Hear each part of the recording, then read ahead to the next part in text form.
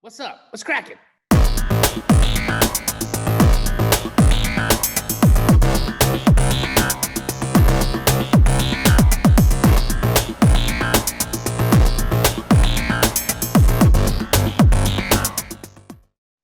If you do have written permission, you're safe.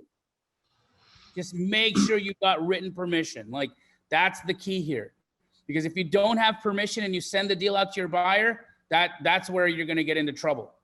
Just make sure you have explicit permission to market the deal to your buyer, and then that way everybody's on the same page.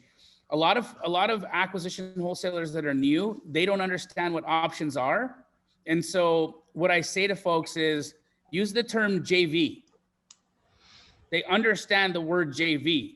They just haven't heard the word option before. Why we use options versus JVs is because legally an option is a cleaner document for you to use instead of a JV, because a JV actually gives you inherent liability for how the acquisition wholesaler got the property under contract.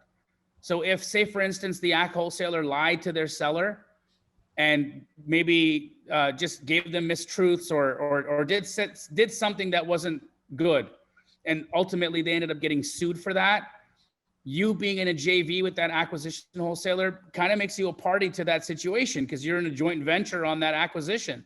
When you option, that's all you're doing is optioning the contract. You're not implying that you are a joint venture in the deal. So the reason why we use an option versus a JV is just to get you less, just to save you liability. But again, written permission is also good enough. So I think as long as you have that, you're okay.